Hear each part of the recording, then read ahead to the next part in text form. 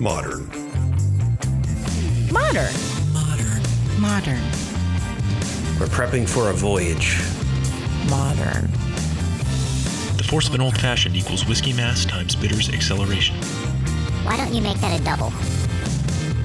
Modern bar cart. What's shakin', cocktail fans? Welcome back to another episode of the Modern Bar Cart podcast. As always, I am your host, Eric Kozlik. Now, a recent trend that longtime listeners may have noticed is that here on the podcast, we're trying to get outside of our little bubble here in Washington, D.C., and the East Coast in general, and attempt to get at least a general sense of the cocktail scene elsewhere in the U.S. and, if possible, the world. Recently, we had author Amanda Schuster come on the podcast to talk about New York cocktails. Then, a couple episodes ago, we chatted with Emily Ferris of the Boozy Bungalow about the cocktail scene in Kansas City. This episode, we're continuing to shift our gaze even further west by taking some time to hang out with Shanna Farrell, author of the book Bay Area Cocktails, A History of Culture, Community, and Craft. Before we jump headlong into that interview, though, I did have one West Coast-related update I wanted to share with all you listeners out there. Over the past few months, we've been getting more and more emails from folks asking us to dedicate some time on the podcast for what's going on in their neck of the woods when it comes to cocktails. We like these emails. I want to make that clear. We like them. It tells us you're listening and you want to get involved. But putting together a podcast and running a brand at the same time is hard work. I need some sleep at some point. So even though we've done a really good job so far repping our local market here in the Mid-Atlantic, there's definitely some room for improvement when it comes to other areas. And for this reason, I'm excited to announce that the Modern Bar Cart podcast will be doing an exciting West Coast tour sometime in January of 2019, which is surprisingly not all that far away. Although I can't reveal exactly when we'll be on the road for fear of having my apartment thoroughly burglarized by some enterprising individual, I can tell you that the destinations currently include Los Angeles and the Bay Area, San Francisco and Tiburon in particular. So consider this the official call to action if you're listening out there on the West Coast and you want us to come and record with you or with some bartender or distiller or author whom you admire. Personal introductions are always appreciated, right? That's how we get these things scheduled efficiently. And although we can't promise we'll be able to squeeze in every last podcast opportunity on this trip, we're certainly going to do our best to get as many interviews as possible. We've also got some upcoming product releases and lots of in-person events coming up here in the coming weeks as well, but I'm going to save those announcements for another episode so that we can focus on what's important here, right? Giving you the chance to make yourself a drink. This episode's featured cocktail is the Pisco Punch. Now, Shanna and I talk about Pisco later in this episode when we mention some of the historical influence that San Francisco had in terms of the importation of spirits in the 19th century, which is when the cocktail really came of its own. Pisco, for those of you who are unfamiliar, is a Peruvian grape brandy, and it's got a lovely light flavor that lingers somewhere between vodka, cachaça, and some of the lighter agave spirits.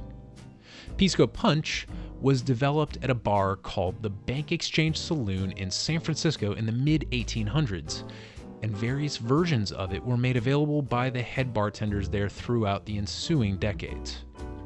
The most renowned version came from the most renowned and last manager, a man named Duncan Nickel, who was unfortunately forced to close the bar in 1919 due to the Volstead Act. I know. That's how we all feel about the Volstead Act. Another unfortunate loss is that Nickel took the actual recipe for Pisco Punch to his grave, leaving us to speculate and put things together without a significant trail of breadcrumbs. So, Here's what I did. After perusing some of the historical descriptions of the drink and performing a little of my own recipe meta-analysis from about 10 Google results, here's the version that I'm comfortable putting forward for you to try at home. To make a Pisco Punch cocktail, you'll need 2 ounces of Pisco, 3/4 of an ounce of pineapple gome syrup, and 3/4 of an ounce of fresh lemon juice. It's actually kind of a simple recipe, although I'm sure Duncan Nickel had his own secret sauce that made it just perfect. A note on pineapple gome syrup. The gome refers to the presence of gum arabic, which is a non-glutinous thickener you can purchase pretty cheaply online, and it simply serves to give a bit more body to a syrup that contains both sugar and pineapple. It's almost like putting cornstarch in your gravy to kind of thicken it up. So, if you're going to make something like this at home, please check out episode 53 of this podcast, Homemade Syrups, before you get started. There's a lot of great info there that will ensure that your house-made syrup experiments are successful. It's going to save you a lot of time and aggravation if you've never done something like that before. I think I should also point out that this recipe is essentially your standard sour recipe. You've got 2 ounces of a spirit, 3/4 of an ounce of a sweetener, and 3/4 of an ounce of fresh citrus juice. And this begs the question, how is this a punch? Where's the spice? Where's the significant influence of water? Well, let's say you do want to make this cocktail in a large format that will serve a number of guests and maybe pack less of a punch of this kind of direct 2 ounce of a spirit serving size cocktail. Well, if you want to do something like that, here's what I'd recommend. We're going to adjust our classic 4:2 to 1:1 ratio to a 3:2 to 1:1 ratio of water to spirit to sugar to sour. And that classic ratio I'm referring to is the classic ratio for a punch. So, making that adjustment, here's what you're going to need. 36 ounces of distilled or spring water, 1 750 ml bottle of Pisco, 12 ounces of pineapple gome syrup, and 12 ounces of lemon juice. Now, if you're following a traditional punch template, you'll need some sort of spice in there, and I personally think this is a really nice place to use either our embitterment lavender bitters, which are amazing in clear spirit cocktails that contain lemon, or our Typhoon Tiki bitters from the Embitterment Heritage Collection, because this is essentially like a very early tiki cocktail. It's got this exotic spirit in Pisco, it's got pineapple for your fruit, and it's got that racy citrus element and a sweetener. You know, you're kind of moving in the direction of tiki. So the Typhoon Tiki bitters are a really good choice there as well. But keep in mind, adding this sort of thing is just for bonus points. You can still make an amazing Pisco punch without them. If you're following this punch recipe, you're going to want to combine all those ingredients that I just listed and get them chilled down somehow before service, whether that's in a large pitcher or 2 in the fridge or in a traditional punch bowl with a block of ice. And remember, a punch, because it's got that larger influence of water, doesn't need to be shaken or stirred to get diluted by the ice. You just need to find a way to chill it down because the significant dilution is already in there.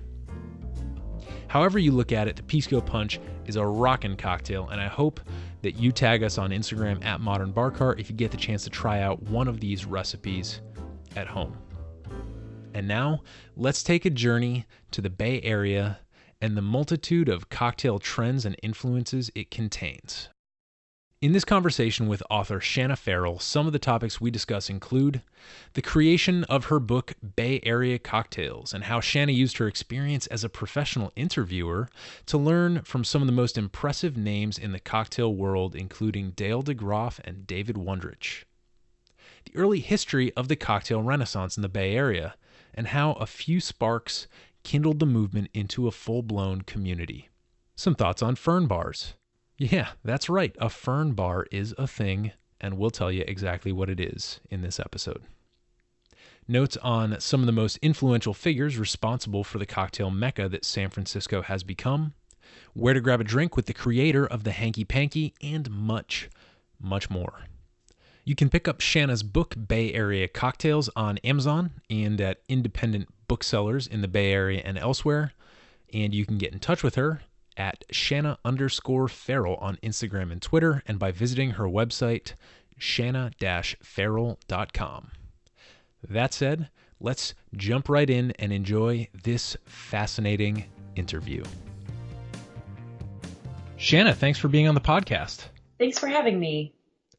So, could you please introduce yourself for our listeners and just give them a bit of general background so they know who you are and what you're all about?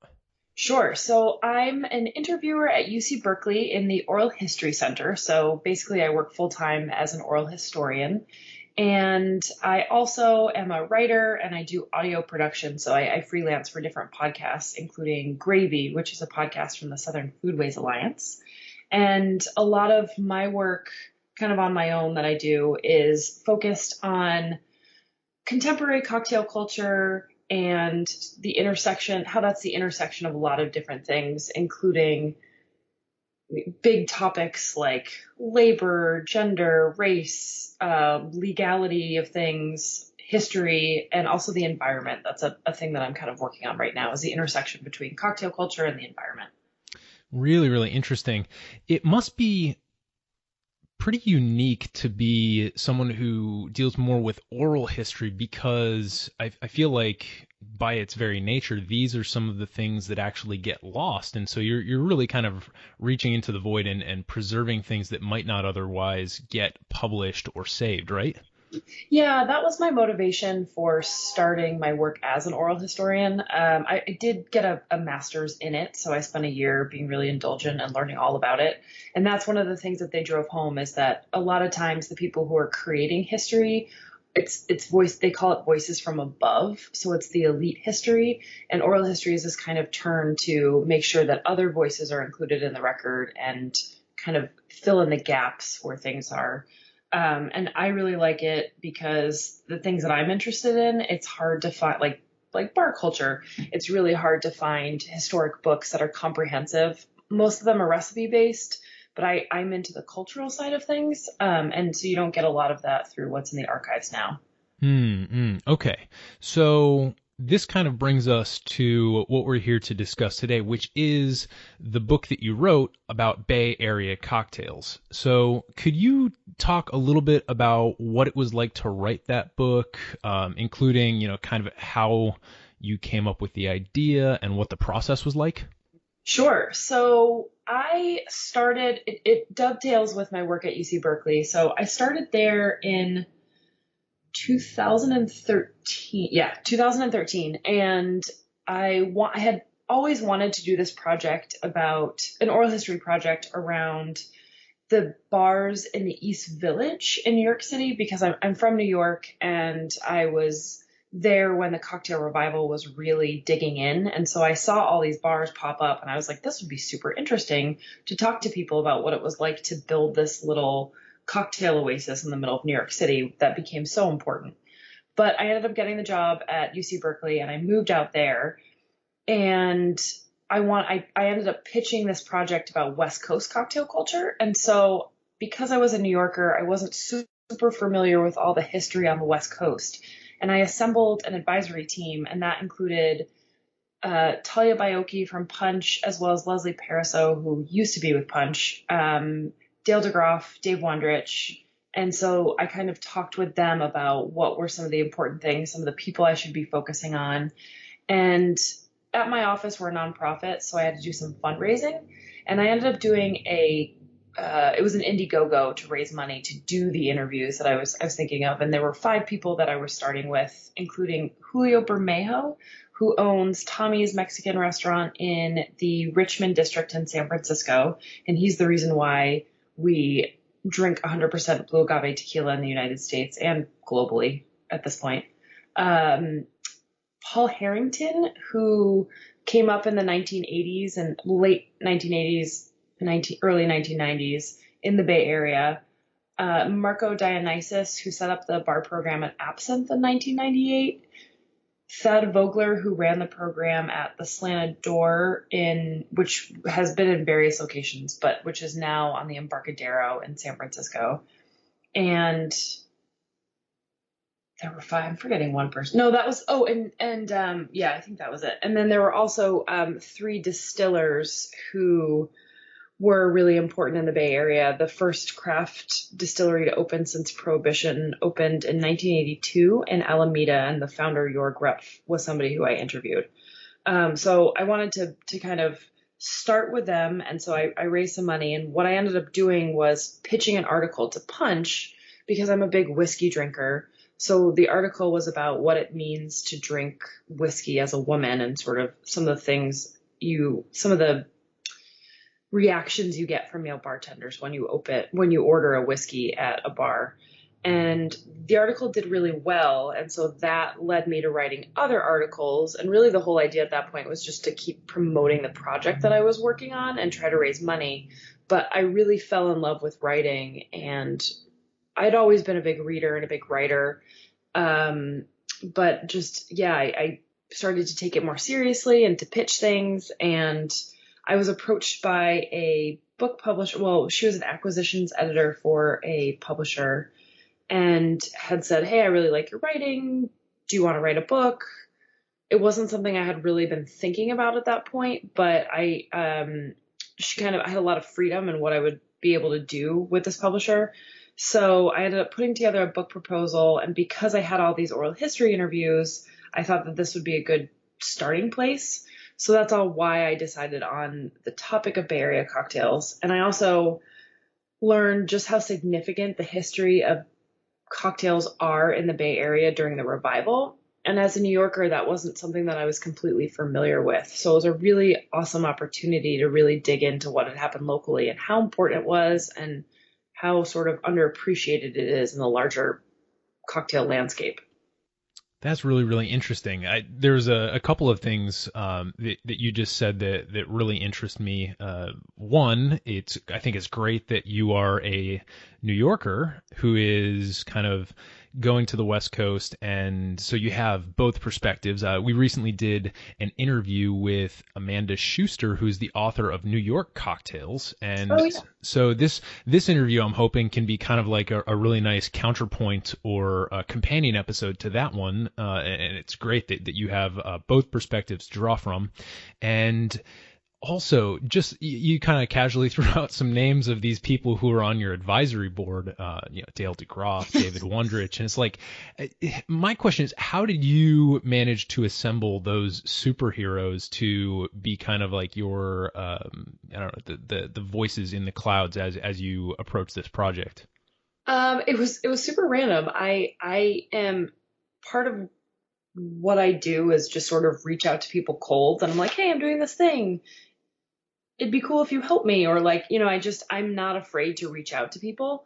And so I ended up just reaching out to them blindly and was like, "Hey, I had gotten their contact information through the grapevine, told them what I was up to, told them what I was doing." And sometimes when you reach out to people, they're a little skeptical. They're like, "Well, what do you really want from me?" And I was like, "I just want your knowledge. I want your opinion." And they liked what I was doing and the fact that it was going to end up in an archive. I know a lot of what Dave has been doing for the past number of years has been a response to the lack of history. And he actually used the archives at the library that I work at to write Imbibe. So there was some sort of camaraderie there already. And yeah, so they were into it, and I spent some time on the phone with them, and I've since met them in person, and Dave more than Dale. But yeah, it was really nice to have their input, especially because they're East Coast guys, but they've both lived in LA, so they both have similar East Coast, West Coast perspectives. Got it. So you have a great team. You put together this book. What was the kind of like publication process like? And I guess like take us from right when the book was ready to be published up until now. Yeah, so it's actually perfect timing to have this conversation because the book came out just about a year ago. So I've had enough time to kind of reflect on it. Writing the book was really fun. I ended up doing over 30 interviews for the book. So it was a really great group of people who I was interviewing, and I learned so much. There's never enough time, so there are definitely people that I wish that I could have interviewed that I didn't have a chance to. And there are definitely some glaring holes in what I've done, but time was a factor, and if I had 5 more years, it would have looked very different. But yeah, I did the interviews. I used auto transcription software to transcribe them. So I was really just pulling out different stories and different themes and looking at things chronologically and how they kind of moved. I started to piece together sort of what came when, so who was around. One of the interviews that I did, actually it was remotely, was with Paul Harrington, who set up the townhouse. Well, he didn't set it up, but he was a bartender at the townhouse in Emeryville. And he really starts to get interested in classic cocktails. And I attribute a lot of the revival to him. He ended up setting up a bar in San Francisco called Enrico's, and that became the hub of mojito culture. And he also ended up writing a book that came out in 1998. That was one of the first ones in the cocktail revival. That was really awesome. I learned a lot from him. There were a lot of little things that I didn't really know that he provided the information to fill in the gaps for that. And then, yeah, I just sat down for I want to say it was about 6 months to actually write the manuscript. During that period of time, my acquisitions editor left. So the editing process ended up being pretty problematic. And I do feel like the book at this point, I would have done a lot of things differently, and it would have been nice to have a little bit more editorial help. So when I was launching it, it was a little bit, I did have some feelings around it, but I can always do second editions and things like that. So that's kind of in the pipeline now. But yeah, I mean, it was 6 months of me listening to audio, writing, sitting at my desk. I had to kind of take a step back from a lot of other freelance writing that I was doing and really just focus on this. And then I worked with 2 local photographers to put together the book, including John Santer, who was on the opening crew of Bourbon and Branch and now is a co-owner of Prize Fighter, also in Emeryville. And he did the portraits for the book, and that was really awesome. And then another photographer who'd been a long-time friend of mine, Nando Alvarez Perez, who did a lot of the cocktail shots. And a friend of mine, Vaughn Glidden, who was a prop stylist for that. So I think that the photos in the book are pretty stunning. I'm really proud of those. But yeah, so that's kind of quick overview, I guess. Really, really interesting. I like that you had sort of the specialists on the photograph front, because it really does, when you're talking about recipes, just having that accompanying photo and implanting that into people's mind is really enhances the experience of taking that book out, bringing it over to the bar, reading the recipe, and having that beside you as you craft the cocktail, especially if it's a recipe that you're not necessarily super familiar with, right? Yeah, absolutely. I feel like it makes a connection. It builds that bridge between the reader and somebody who the visual and the words come together that way. Right. Okay, so we kind of got a sense about how this book came to be. Sounds like it was truly a patchwork of these transcribed interviews and some of the other research that you did.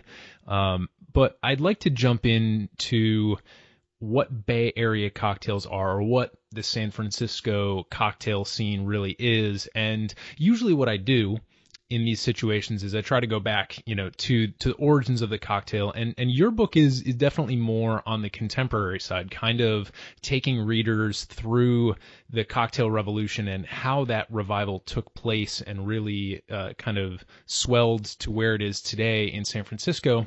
So I do just want to quickly mention that we have a podcast episode called Frontier Cocktails. And this was kind of a celebration of one of our products, our Frontier Sarsaparilla bitters that we launched back in January of this year. So if anybody is interested in doing kind of a deep dive on cocktails on the American frontier and in the American West in general, kind of at the very earliest stages of the cocktail, when you had all these proto cocktails kind of converging and transitioning into what we understand today to be a cocktail, then definitely head over to modernbarcart.com/podcast. Check out that episode, Frontier Cocktails.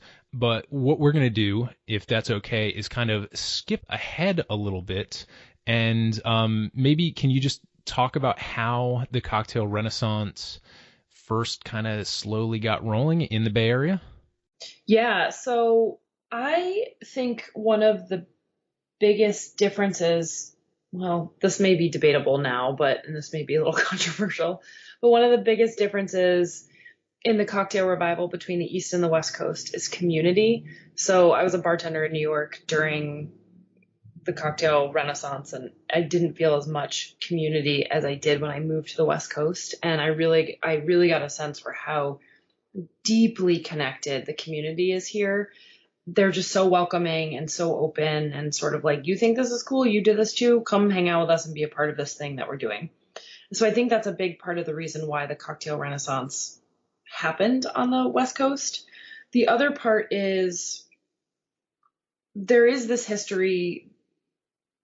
There's a really great book called Drinking the Devil's Acre by Duggan McDonnell, and that kind of takes you through the early part of the cocktail thing and the during the gold rush era and the decades that follow. And it's kind of takes you through the history of San Francisco through a number of drinks. And so there is this long history of that here. Fern bars were a thing here in the 1970s. That's where they kind of became popular. Tiki has always been a thing here. So there's been these little pockets of cocktail culture that have been around for a really long, since the dawn of the cocktail. But then I want to say it was it was like late 80s, early 90s, where there were a few people who started getting really curious. They were bartending. There were no cocktail menus at that point. Paul Harrington is one of those people who he was bartending. He actually ended up working on Fisherman's Wharf, which is a really touristy part of San Francisco, in a restaurant that was a lot like TGI Fridays, which actually was a Fern bar at one point. He was bartending there and started to learn about precision and about why precision helps make a good, consistent cocktail, and ended up getting Campari had always been around. So I started looking at Negroni recipes on the back of that, and would frequent flea markets. Flea markets are a really big thing on the West Coast, and they happen year round because the weather is nice. So you're not limited by seasons. And he started finding these vintage cocktail books. And when he would bartend on his shifts, he would start making the recipes and people would get really excited about it. So it started to plant these seeds around town. Marco Dionysus is also somebody who was really just curious about different recipes. He's a really smart guy. He reads a lot. He was living in Portland near Powell's Books. And these cocktail books were like 50 cents, $1, $3. So he would just leave with armfuls full of cocktail books and start working on recipes. And so there are these couple different places that open that are doing cocktails, and people really catch on to them for whatever reason. I mean, it's hard for me to know why people got super into them. On the consumer side, I think it was this sort of mix from the people that I've talked to. It was this mix of feeling like they were part of a community at this bar where they were trying this cool thing that the bartender was really excited about, would talk to them about. So there was this camaraderie and there was this connection, and it tasted really good. And then it became, people just, it kind of snowballed from there. And then in 1998, Marco Dionysus sets up the bar at Absinthe, and thinking that it was going to be beer, wine, cocktails were going to be part of it, but maybe not the center of the show. And he has a memory of one day, they were open late, so they'd get a lot of industry people in for late night food. And he says that he remembers looking down the bar one night and every single person was drinking a cocktail. And this was in 1998. This was, Angel Share had just opened in New York. Milk and Honey had not opened. So this was happening for years, kind of before it really did in New York. And then I will also say the other thing that happened was the internet. Since Silicon Valley is kind of the hub of tech in America at this point and was then too, there were a lot of blogs that were happening. And so people were finding each other over blogs. And Paul Harrington actually wrote for Hot Wired, which was the online version of Wired at the time, writing a cocktail column called The Alchemist. And so people were doing research about historic cocktails, and he was kind of shepherding those stories. So I think that's kind of the roots of that. Wow, it's really interesting to think of Silicon Valley as a force for cocktails rather than a force for, I don't know, like spam email or pixel tracking or something like that. Yeah, so that part's really interesting too. And I think some of there's a few reasons for that. I mean, they make a lot of money, so they have expendable income. And so cocktails are expensive. There is a whole class barrier to cocktails. So it's a lot of people who have money to spend, and, they've steam to blow off. So even during the people talk about how it did affect the 90s .com bubble burst did affect things and income and that kind of thing. But when times were good, restaurants and bars were hopping.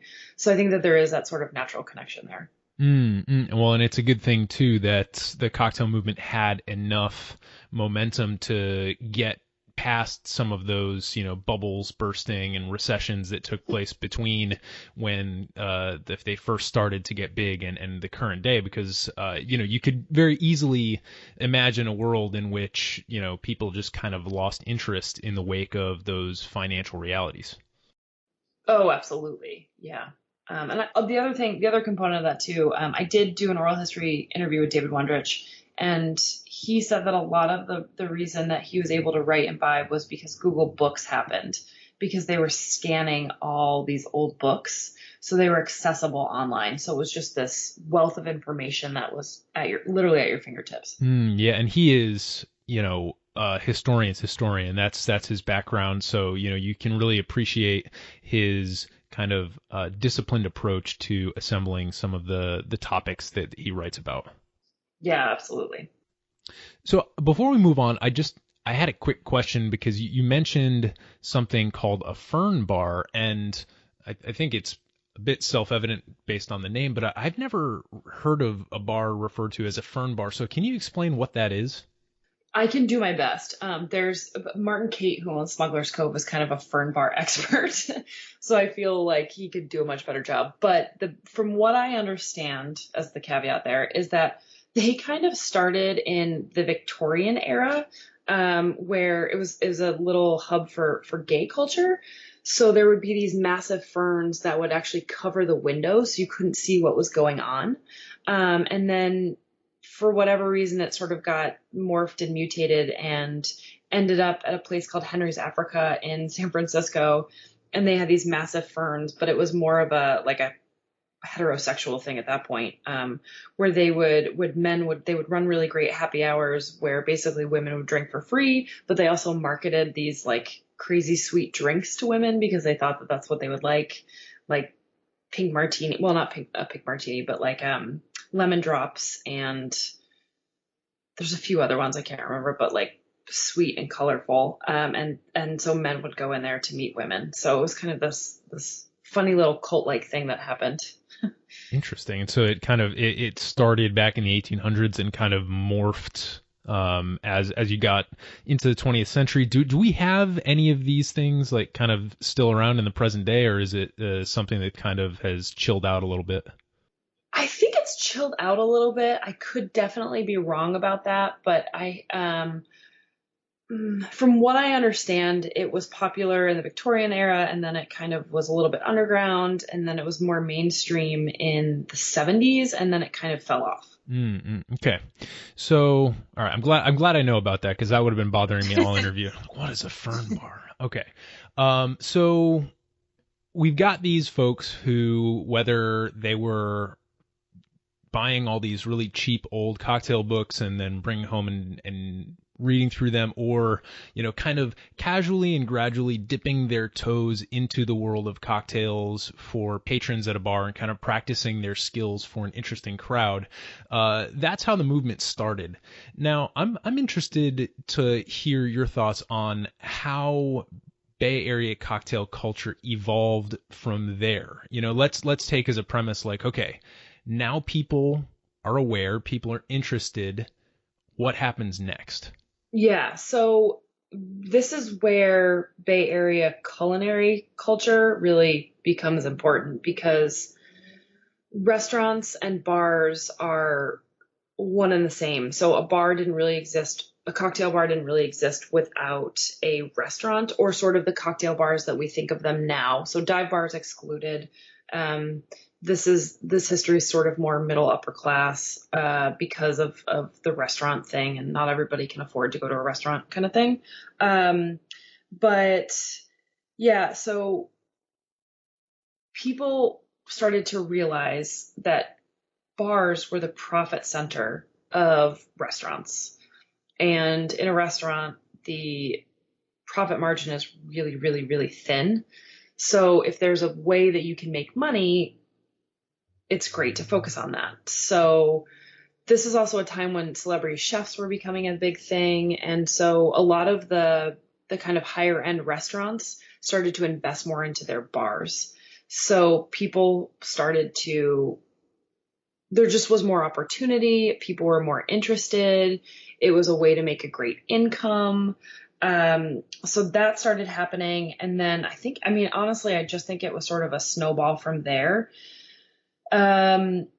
Because there was this connection between restaurants and bars, the standalone cocktail bar was a gamble when it started to become a thing. So one of the first places that was a standalone cocktail bar that did not have food was Bourbon and Branch. And that opened in 2006 as sort of the speakeasy style place that required reservations and a password and the whole thing. And the opening team of that place were like, we're going to create a bar that is a civilized experience, and it's going to be good wine, good beer, good cocktails. And then when they opened, they realized that all anybody wanted was cocktails. So it was kind of this moment where, wow, cocktails are here. They're not going anywhere. We can also run an establishment that doesn't require food. It's a standalone thing now. And that basically took to 2006. So if you kind of think about the 8 years between Absinthe opening in 1998 and then Bourbon and Branch opening in 2006, that's really fast when you think about it. It's 8 years where people they're like, we don't know if cocktails are going to be a thing, and then it catching on. So those early years were kind of important. And then that also is around the time during those 8 years. What else happens is the USBG in San Francisco takes off. That really is an effort to, I guess, formalize the community that's here and get people together to talk about things and to bring in different producers to talk about their spirits. And it's this real push for education. And it ends up leading to one of the strongest communities, I think, in the country. And it also, cocktail competitions were happening then. So it was this way of like professionalizing things and making it more accessible, but a way of sort of celebrating what's happening, pushing bartenders into the spotlight a little bit more. And then from 2006, everything just really takes off. And now it's like in San Francisco, there's a cocktail bar opening. It seems like every week at this point. Right. And just for listeners, the USBG is the U.S. Bartenders Guild. Yes. Correct? Yes. They have a national guild, and then they have different chapters in different cities. So this was the United States Bartenders Guild San Francisco chapter. Right. So I think a lot of people, when they think of a bartender, they think of them just sort of being there when they show up at the bar and then they leave. It's like they don't really understand, in many cases, the professionalization, the training, and the just practice involved in learning a craft like that. And certainly the USBG and other organizations like that have done a ton to really, like you said, build community, which is, it might be an invisible force for the most part in the cocktail revival, but it's certainly an important one. Oh, absolutely. Yeah, it's kind of the glue that keeps everything together. So you mentioned producers just then.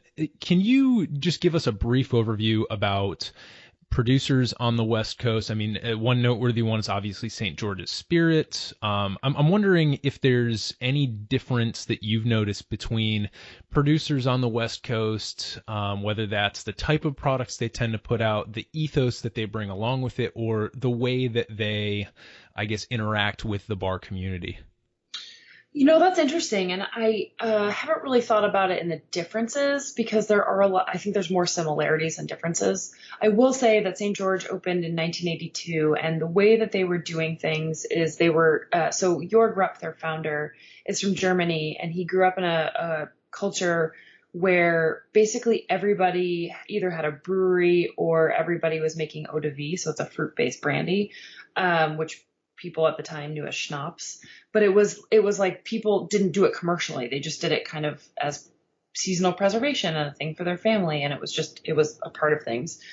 So he took an approach where he really wanted to get the essence of the fruit and wanted, when he was distilling things, you had to know what you were drinking, where it came from. And that's really the ethos, I think, that is emblematic of West Coast and in particular the Bay Area with places like Chez Panisse and that kind of thing. Jörg ends up helping. So two other producers set up their companies in 1983, including Germain Robin and Charbet. And from what I understand, I think there may have been some conversation between Jörg and helping them set up.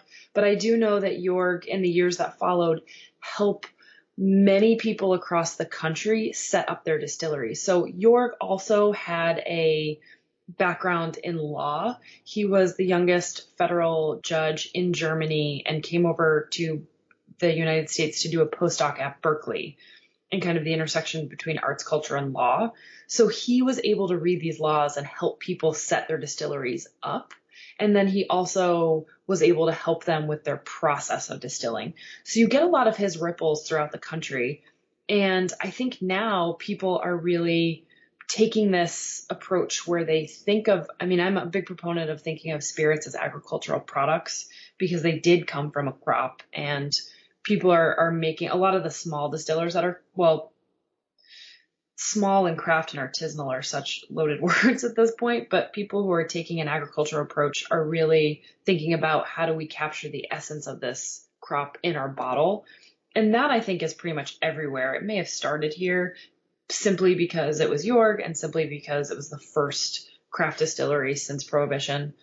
But the other thing is when Lance Winters, who is now one of the co-owners of St. George and responsible for their whiskey and a lot of their other products that launched during this revival period, he really made an effort to interact with the bar community. And I think that also set the stage for a lot of other people, including somebody, Marco from Charbet also did a really excellent job in interacting with the local community here. And now I think you see distillers from all over really understand the importance of connecting with bartenders in the community and getting bartenders behind their product so they can help sell it and turn people on to what they're doing.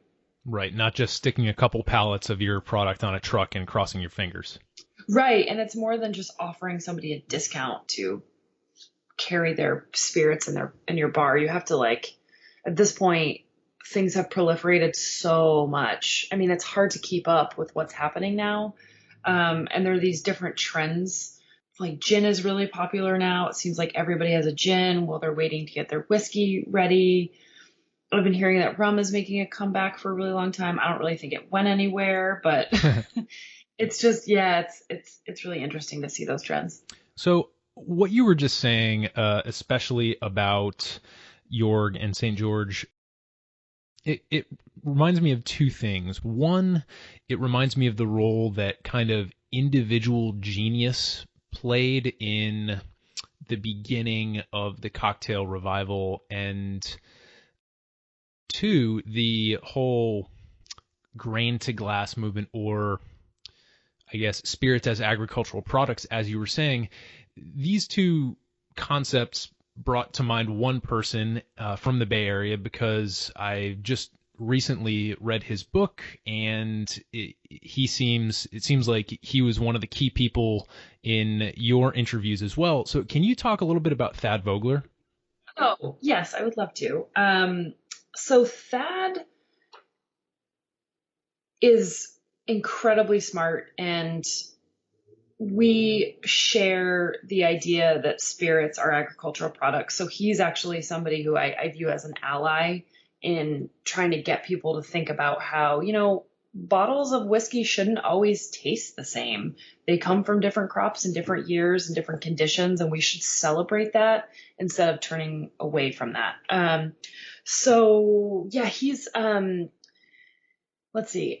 He is a Bay Area native. He kind of split his youth between Santa Cruz and the Pacific Northwest. He ended up going to Yale on a basketball scholarship and got his first bartending job at the Yale Repertory Theater. He wanted to be a writer for a really long time, so he was kind of bartending while he was writing. He was traveling a lot, which has really influenced the way that he's thought about cocktails. He worked at a few places that were holdovers from, I guess, not Prohibition days, but they were doing a lot of classic cocktails. Actually, one of the bartenders that he learned from is friends with Dale DeGroff, so they were kind of part of that whole school together. And Thad ends up taking over, or like starting the bar program at the Slanted Door when it was in its second location and they had gotten a liquor license. And Charles Fan, who is the chef owner of the Slanted Door, gave Thad a lot of he just gave him a lot of freedom to be able to set up the bar like he wanted to. And that meant that Thad was not interested. So Thad will like strip things down and look at spirits as archetypes and look at the ingredients, and if it has artificial stuff, he'll throw it out. So there's a lot of stories that I've heard from Thad and from people who worked with him about how like somebody from Coca-Cola would show up and Thad would call them to remove the guns, like the soda guns. And the Coca-Cola rep would be like, well, there's nothing wrong with this. Why do you want it removed? Like he just couldn't wrap his head around the fact that somebody wanted to remove a gun. And Thad'd be like, no, rip it out. Just take it out.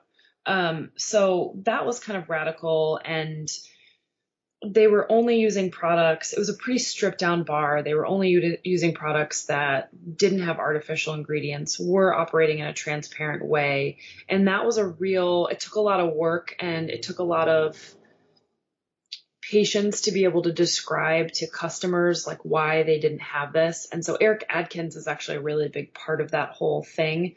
He worked with Thad for a long time and was kind of the one who was like, we have to be able to describe to people.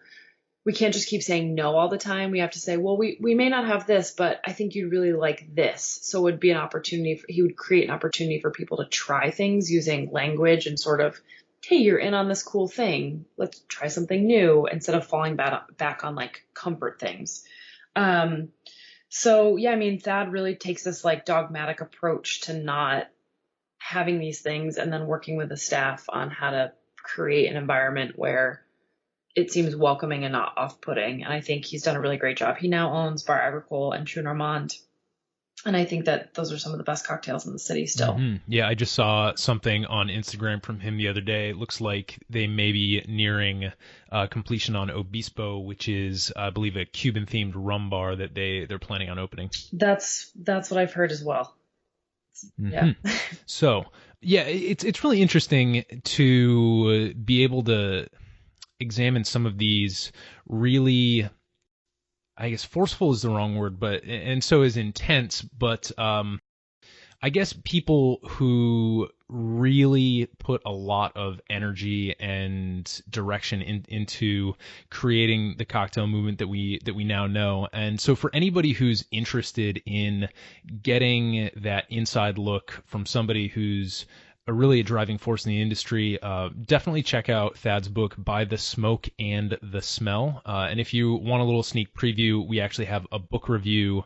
It's maybe about five or seven episodes ago here on the Modern Bar Cart podcast. So again, you can head over to modernbarcart.com/podcast. Check out that book review.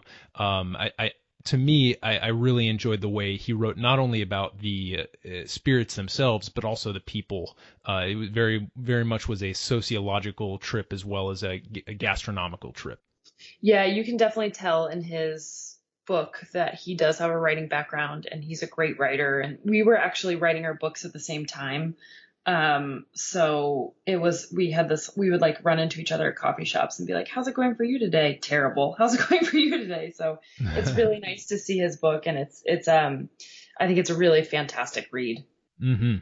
So before we jump into some lightning round questions here, can we talk about some of the more important cocktails on the West Coast? I mean, you have on the East Coast, you've got like these, the Black Manhattan, anything with the word Manhattan in it. You have these boozy stirred drinks. And I'm wondering if the cocktails themselves in the Bay Area or on the West Coast tend to look at any different, or if there's just cocktails that are fairly important on the West Coast.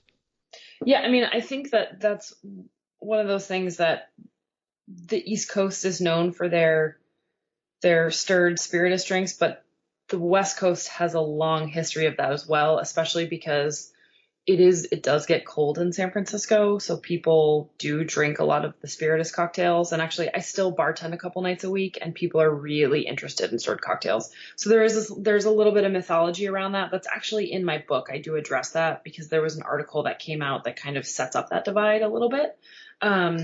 But so that's an aside, but, there are definitely a lot of cocktails that I think are really important here. The Martinez, that's historic. The Pisco Punch, historically as well. Let's see. The Chartreuse Swizzle that Marco Dionysus came up with, that's really important. That's kind of a tiki interpretation. The Mai Tai is important on the note of tiki. And yeah, those are some really big ones. The daiquiri is really big here. That's more of a sort of a bar culture type thing. So a lot of time you get a lot of people ordering daiquiris, which I think are delicious. And it's one of those sort of like bartending litmus tests. A lot of people drink Negronis, and there's a lot of variations to those that you can do with local spirits. Okay, really interesting. At this point, there's like because the internet, you can and travel, as people travel a lot. So there's maybe not one defining characteristic of West Coast cocktails anymore. It's kind of just national trends at this point. Right. Well, one of the things that I think about when I think about New York cocktails is that New York was definitely the central port for both imports on the East Coast and imports of people, right? Immigrants. And for the West Coast, the Bay Area and San Francisco really does kind of serve that same purpose. And it's just fascinating to me that, like, think of a spirit like Pisco, which was in San Francisco. This was something that they had access to back in like the 1850s, 1860s. Yeah. Sheerly by the fact that if you wanted to get Pisco on the East Coast, you would have had to send it all the way around South America, whereas on the West Coast, all you had to do was, drive up the coast, a few hundred miles, and you were able to drop it right off at the port. So it's fascinating how, that access and that port aspect of San Francisco also plays into it. Yeah, I mean, San Francisco historically is a port city. You kind of from SFO, if you're driving north into the city, there's a sign that says Industry City. Historically, San Francisco is definitely more of an industrial city. And that does include the port as well. And so rum and Pisco were coming in. So I think that's also why there was a lot of rum on the West Coast as well.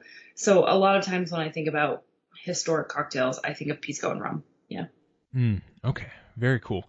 All right. Well, do you have time for a couple of lightning round questions before we sign off here? Yeah. All right. So what is your favorite cocktail? And if you can't name a favorite of all time, what's something you may have more recently fallen in love with? I am an old fashioned drinker through and through. So rye old fashions, but also I love Oaxacan old fashions as well. And that's with mezcal? Yeah, it's kind of a split between mezcal and tequila. Okay, okay.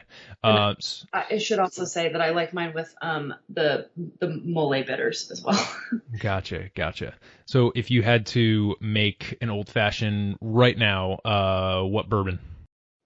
Or sorry, what rye? You just said rye. Rye, yeah. I am a big fan of High Wire Spirits based out of Charleston, South Carolina. Their rye, so I would do it with that. I think just like a bar spoon. Actually, no, I would use. Let me start over. So I would use High Wire Spirits rye. They're based in Charleston, South Carolina. I would, instead of simple syrup, I would use the Leopold Brother Maraschino liqueur, a bar spoonful of that, and bitters. Mm-hmm. Stir it in a glass on a big cube, and then ready to go. Yeah, that Leopold Maraschino is definitely drier than the Luxardo stuff. Yes, absolutely. That sounds like a great old fashioned. So next question would be, if you were a cocktail tool or ingredient, what would you be and why?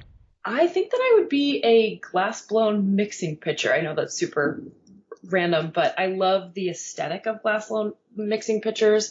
I drink spirit forward cocktails, so the stirring part is great. And then I also really like the idea of like you're putting something in a vessel and it can be different every time and you're filling something up and all those metaphors. Yeah, and is a stirring pitcher, this might sound picky and you might not actually have an answer to it, but is a pitcher by its nature larger than like the regular single serve stirring glasses? No, it's just a mixing glass. I just called it a pitcher. Yeah, same thing. Okay, because I've definitely seen, like the footed ones where you can put like, 3 or 4 cocktails worth of a stirred cocktail in there. Oh, that's true. Yeah. That's true. I feel like I would be way too drunk if I did that. All right. So if you could have, and you've interviewed some really impressive people. So if you could have a cocktail with anyone in the world, past or present, who would that be? Where would you go? What would you drink? Just kind of paint a picture for us. So I have kind of a bar related answer, and because I'm a writer, a literary answer. My literary answer. I'm a huge fan of Chimamanda Ngozi Adichie and Eula Bliss, 2 different writers. So they would be my like real answers. But bar related, I would love to have a drink with Ada Coleman. She was born in 1875 and is credited with the Hanky Panky. So it would be really great to drink a Hanky Panky with her. And probably in New York. And I would love to kind of, even though she's long been dead, it would be great to have a drink with her in maybe like Amoria Margot. That's one of my favorite New York bars.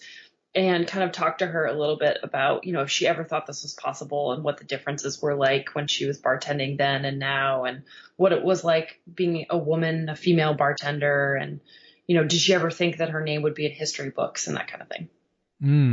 I love a good hanky panky. Can you just briefly explain what that is for our listeners? Yeah, so that is a gin cocktail with a little bit of, I believe it's Fernet. Am I getting this wrong? I've seen a number of different Amari used. Fernet might be the original. Yeah, I think it's Fernet. I remember. Yeah. So gin and Fernet, I think, and gin, vermouth, and Fernet. That's what it is. Yeah. Right. Yeah, it's almost like a Martinez with a little bit of bitterness to it. Yeah, it's like I think they use just a bar spoon of Fernet. And actually, when I was bartending in New York, I put that on one of my specials menu, and people wouldn't order it because of the name, and I ended up shortening it to the HP, and people ordered it all the time. Really? People were. See, I feel like it would have the opposite effect because it's like a little bit naughty. I know. Yeah, maybe I was bartending in Brooklyn Heights, so maybe it had something to do with that. But yeah, people were put off by the name. When I changed it, it was better. Wow, interesting. Yeah. So you yourself are a cocktail book author, and we've been talking about other authors here. So aside from anything that we've mentioned so far, are there any books about cocktails or cocktail history that have been particularly influential or enjoyable for you? Yes. First and foremost, I would actually say Colin Spolman's Kings County Guide to Moonshining. There's so much history in that, and I think it takes a different perspective than you've seen or I've seen in a lot of cocktail books. It's less about distilling and more about history. And I've kind of come up with a lot of theories based out of that book. And he's also just a delightful human as well. So that one's been particularly influential. There's some really fantastic writers out there. I love Martin Cate's book, his Smuggler's Cove tome. There's a lot of other writers that I really enjoy. I think I credit a lot to David Wondrich and to Dale DeGroff and to Paul Harrington for having a lot of books out there, or for publishing some of the first books. But I'm also a big fan of Maggie Hoffman, Lou Bustamante. They're doing great work. The folks at Punch have a lot of great stuff. I'm constantly drawing inspiration from a lot of stuff. So Emma Jansen's book. Got it. Yeah, it seems like in order to be a cocktail writer, you first and foremost have to be a cocktail reader. I think so, yeah. All right, so if you could give any piece of advice to somebody who's just starting to learn about or experiment with cocktails or home bartending, based on your experience, based on what you've known and read and learned over the years, what would you advise them to do? So I would actually advise them to get out of their comfort zone a little bit. So there was one year where I hadn't been the biggest gin drinker, and I felt like I was missing out on a ton of drinks. And so I decided my New Year's resolution was to drink more gin, and it opened up a whole world to me. And now I love gin. I drink it all the time. And I think it's a fantastic base for a cocktail. So, even doing something like that where it's like, okay, I'm familiar with this one thing, but I want to push it a little bit. So I'm going to go to a bar and I'm going to order this, and then I'm going to learn more about it and maybe buy a bottle of it home and start experimenting with things so I can understand what I like. And yeah, so just kind of pushing it a little bit further. But also the Bar Book by Jeffrey Morgenthaler is great as far as kind of a technique thing for home bartenders. And then there's I think the Death & Co book has really great recipes in it. So that's a good one. The Complete Cocktail Manual by Lou Bustamante. That's a really good kind of home bartending thing for beginners. So I think that's focusing on a spirit that you're not totally comfortable with, ordering it out, and then maybe buying a bottle of it and going through some of recipes in these books to figure out what works for you. That would be my advice. Yeah, that's really great advice. I think that pushing your comfort zone is pretty crucial as you're starting to learn about cocktails, because that's how you avoid stagnating and avoid getting kind of bored with things. And also, next time I need to set a New Year's resolution, I'm definitely going to call you first, because yours is way better than anything I've ever set. Yeah, that was a fun one. Also, I would say buy a strainer, a jigger, a spoon, and then you'll be good. Yeah, really, you can just start with a regular pint glass, or even just the bottom or top half of a cocktail shaker when you're starting out. As long as you got that strainer, you're pretty much good to go. I agree. Yeah. All right. So Shanna, can you just tell people how to connect with you digitally and where they can find your book? Yes. So my book is more available locally in the Bay Area. It's at Omnivore Books. It's at Books Inc. Sometimes you can find it at Whole Foods, which is kind of weird when I'm grocery shopping, but it's there. It's also on Amazon. You can order it through your local bookstore. Social media wise, I'm at Shanna_Farrell. So it's SHANNA_FARRELL on both Twitter and Instagram. And my website is shanna-farrell.com. And I keep that updated pretty regularly with different pieces that I've written and different projects that I'm working on. Beautiful. Well, I definitely encourage our listeners to pick up a copy of Bay Area Cocktails so that they can get a little bit more in depth with some of the things that we've been discussing this episode. And, for anybody who is curious about links or details pertaining to the stuff that we've discussed here in this episode, head on over to modernbarcart.com/podcast. Check out the show notes page for links to a bunch of the stuff that we've been talking about. So, Shanna, thank you so much for being on the podcast. Thank you. I really appreciate this. This was fun. Hey everybody, thanks for listening. If you enjoyed this episode, there's two big things you can do for us here at Modern Bar Cart. One would be to tell your friends and family if you think they'd enjoy listening to us talk about cocktails. And if they don't download podcasts, they can always stream our episodes on their desktop directly from the show notes page at modernbarcart.com. The other thing you can do to help would be to head on over to iTunes or wherever you download your podcasts and leave us a review. 5 stars are great, but we're more interested in your feedback. And the beauty is, the more reviews we have, the easier it will be for other folks out there to learn about our show. We're trying to start a cocktail revolution here, and by spreading the word, you're helping us fight the good fight. You can always reach us by emailing podcast@modernbarcart.com if you're looking for cocktail or bartending advice, or if you're a pro who would like to pull up a mic and be interviewed for all to hear. Also, definitely follow us on Instagram and Facebook at Modern Bar Cart for cocktail porn, recipes, and entertaining tips.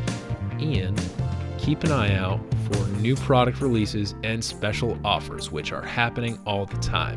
We love our listeners, and we really enjoy giving you exclusive discounts and sneak peeks at our latest and greatest cocktail projects.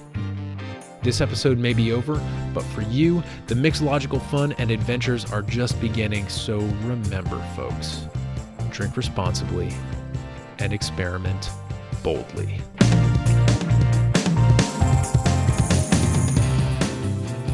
This episode was made possible with editing and production assistance by Samantha Reed, amazing Bay Area cocktails insights by Shanna Farrell, and a little bit of interview magic by yours truly. This has been a Modern Bar Cart production, copyright 2018.